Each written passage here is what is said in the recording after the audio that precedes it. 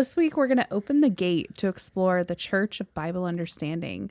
Join us as we delve deep into the history of the cult leader, the practices of this so-called church, and how ex-members cope today.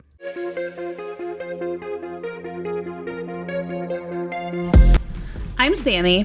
And I'm Nicole. And we are Spooky Sleuths.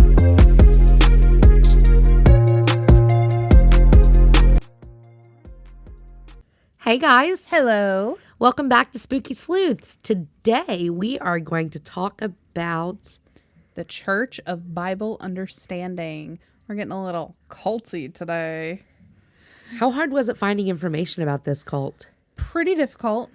Because it's not one that I'd heard of until we watched a documentary, I think, that was just listing cults. Yeah, a lot of the information came from testimonials from former members, so bear with me on this one. The Church of Bible Understanding, which I will just refer to as the church. Yeah, so you don't have to keep repeating the long name. It was created in 1971 by Stewart Traill in Allentown, Pennsylvania. I feel like that's not that far from us. It's the other side. It's close to Scranton. Oh, okay. Maybe like an hour from Scranton. I bet I've seen the sign on my way up to visit Haley and stuff. Stewart was born in Montreal, Canada on February 19th, 1936. His father, Donald, was a Presbyterian minister for the church in Montreal until he moved the family of six to Allentown to teach at Brandeis College and Muhlenberg College.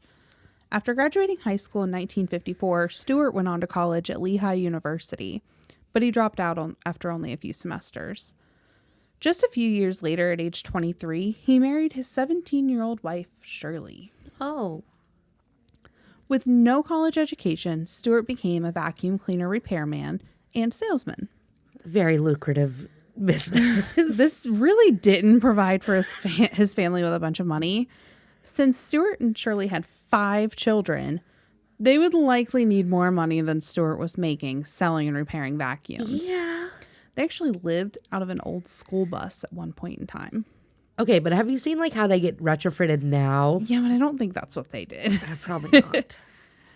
Stewart was an open atheist with a goal of discrediting the Bible. Oh, okay. He studied various religions to find a belief system to raise his children with. However, Stewart claims that he converted to Christianity because he couldn't disprove miracles that the Bible talks about. Okay. It's unclear when his transformation took place or how exactly. His journey through religion inspired him to begin his own church. It was first called the Forever Family. Why do they, the family? I know. Family. I don't understand the minute that. something has the word family in it, it's a cult. Yeah. Like when your job says, we're all a family. No. Out. Get out. The Forever Family first all-church gathering, which they called the Big Meeting, was in September of 1973. Over 200 people attended this meeting. Oh, my. Stewart told his followers that he would give his testimony about becoming a Christian if they had over 3,000 members at a big meeting. It was to entice them to recruit more members. Yeah. And curiosity would have gotten the best of them, I'm sure. Oh, yeah. Like, I'm nosy, though. Like, even if I don't want to know, I absolutely want to know. Absolutely. I'm like one of those people who just scroll through Facebook comments. I'm like, I don't even know y'all, but I'm having the time of my life with this gossip. Right. This drama. It's like, I hate drama whenever it affects me or mine. But I love hearing about it. Right. Like, but I'm all over. I want to hear all the tea. It's like, oh, your second cousin X removed is doing this, that, and the other. That's crazy. Tell me more. Wonderful. Let me get some sugar from my tea. Exactly. Well, the group had their own fellowship house, which they called the Forever Family Fellowship House. Triple Fs. Stewart had a specific group of people in mind to be his followers. They say that's how you're supposed to do it. You present your information with your ideal audience in mind. Yes. Not having a church that's open to everyone. He preyed on teens, even as young as 13 years old. Oh, barely teens. Yes. He would hang out at parks and malls that teens would frequent, and he would wear a "Get Smart, Get Saved" button. It doesn't surprise me that he preyed on teens, considering he was 23 and married a 17-year-old. Yeah. Seems like that's just his demographic. And they're easily manipulated. Yeah. Later on in the cult life, he would have his followers wear these red buttons to distinguish themselves from other Christians, which reminds me of the Jewish community being forced to wear yellow stars during World War II. The Star of David. Yeah. Yes. I wonder if he got if he took inspiration from that. I don't know. He was born about that time, so I don't know. But that's just really strange to me that your followers have to wear a button saying, "Get smart, get saved," so that they can be distinguished from other Christian communities. Especially whenever it's not, everyone's supposed to be on a level playing field. It's not we're better than you, right? Allegedly. A lot of people wear cross necklaces, but it's not required by the church. Right. At least I would hope not. It's not. Well, to get one of these buttons, a member would have to pay $1 to cover the cost of materials and things. And they would have to memorize 12 salvation verses that Stewart would pick. I don't know what salvation verses are. So asking for forgiveness and stuff, I'm assuming. Well, the Bible's they're called Bible verses, so maybe they're specific. Oh, maybe that's, yeah. Well, they had to memorize 12 salvation verses, but they wouldn't know about them. Stewart would pick them, and they would have to memorize them. So you couldn't be like, this is my favorite verse, I'm going to memorize it. And this one, no. Yeah. You may have guessed that Stewart was very charismatic, as most cult leaders are. I don't think you can lead a cult without the charisma. No. These made young, impressionable teenagers unable to resist his temptation of joining a group who just loved Jesus. He would even target homeless shelters, of course, enticing teenagers with the promise of salvation. This actually led to a state court injunction against the group, forbidding them to house or transport minors without their parents' permission. But see, Stewart also preached that he was the reincarnation of Elijah from the Bible. I'm impressed he's not the reincarnation of Jesus. Who's Elijah? Is he one of Jesus's buddies? Elijah was sent to Israel to show them the evil of their ways. He also performed miracles. He stopped the rain, multiplies the oil, brings a boy to life, brings down rain, brings down fire on the altar and on Ahab's soldiers, and splits the Jordan River. Okay. So he performed miracles and went to show Israel the evil of their ways. Does that make sense with why? It makes sense for Stewart, and you'll find out why. Tell me more. Stewart taught his interpretation of the Bible and would preach to his followers that he was the only one who understood the words of God. He would also preach that he knew the exact date that Jesus would return to earth. Nobody knows. That's the thing that kills me. With the eclipse that just happened, I was like, oh, it's the resurrection. No, that's not how any of this is going down. Yeah. It didn't happen in 2012. It's not going to happen. I mean, it could happen tomorrow, but nobody's going to have any idea when. It's just going to happen. People are crazy. Anyways. If that's what you believe. Yes. Yes. If that is what you believe, that's... Well, this would create a sense of trust and holiness within him that was just a ruse to grow and maintain his membership. It makes sense. In 1976, Stewart decided to change the name of the group to the Church of Bible Understanding. Which makes sense if he's the only one that understands the Bible. Right. And he's trying to help his members understand the Bible. Yeah. He moved the headquarters to New York City. During this time, membership was really picking up. The church had over 10,000 members and 110 communities throughout the country. Members of the church would live in communities or communes. They left their families and gave their entire life to the church, including, you guessed it, their bank accounts. Every time. They always want their money, their property, all of it. 90% of their earnings had to be turned over to the church. 90%? 90%. Stewart decided he needed some way to make more money from his church. So he decided to start a carpet cleaning business called Christian Brothers Carpet Cleaning. Does anyone watch Seinfeld? I did. Remember the Sunshine Carpet Cleaning cult? It's been a minute, but my dad would. Well, they are the inspiration for this cult on Seinfeld. That's hilarious. Stewart also had a used man business and a retail store called Good Old Things based in New York City. The store sells currently Currently? Okay. architectural salvage goods and antiques, and gives almost $7 million a year to the church. That's impressive. And they need more money? Yes. Okay. Apparently. Outside of these businesses, the church had a presence in Haiti. Okay. They operated orphanages in the third world country. This sounds like child labor. No. Are we getting there, or I'm just making it darker than it is? Okay. These orphanages were found to be in substandard conditions. Of course. 2 of the church-ran orphanages had failing grades from the Haitian agency that monitors the homes.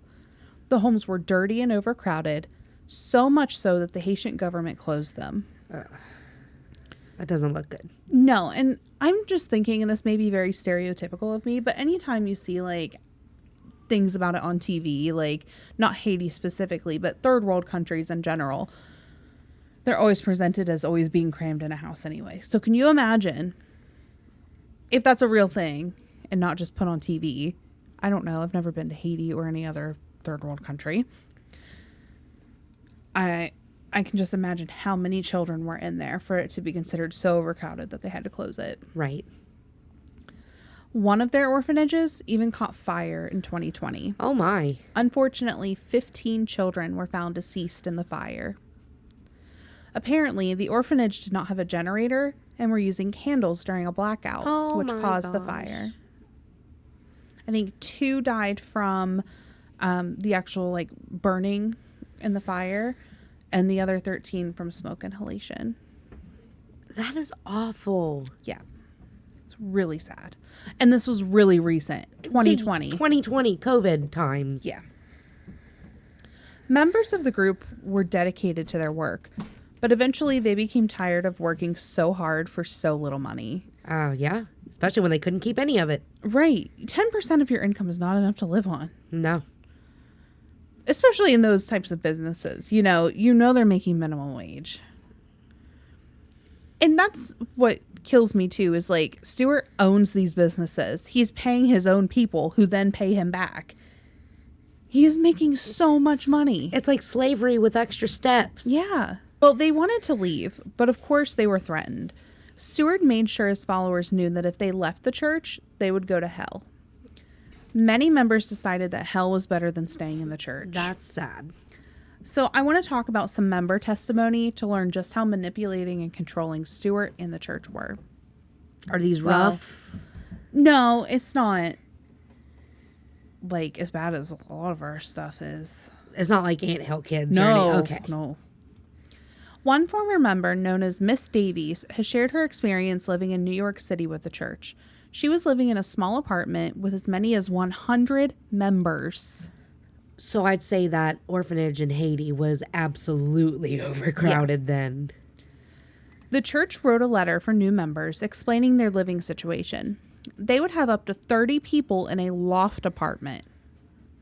Like a studio-style apartment. Like where everything's in one room? Yeah, and like the bed is up in the ceiling. Oh my. Yeah, That's 30 people. That's crazy. I couldn't. No. I don't like 30 people enough to be in a big room with them, let alone a tiny room. Oh, and that be where I have to live? I can't even go home? No. Yeah. It's not like you're just working there. Yeah. Church states that loft life is like a permanent big meeting, making their whole lives revolve around the church, cleaning carpets during the day, and in Bible meetings at night. So there is no rest. No. No rest for the weary. Isn't that a Bible thing? No rest for the wicked? There ain't no rest for the wicked. Oh, Money it's a don't the grow Elvis song. on trees. I got bills to pay. I got mouths to feed. Ain't nothing in this world for free. Yeah, that's what I was thinking. Anyway, the The church had a training center in Manhattan that Miss Davies attended. She was taught about Stewart's interpretation of the Bible, how to live a sinless life, and how to recruit members. So when he was comparing himself to Elijah, she also talks about the marriage ban. Ban? The Bible allows marriage. Well, Stewart doesn't.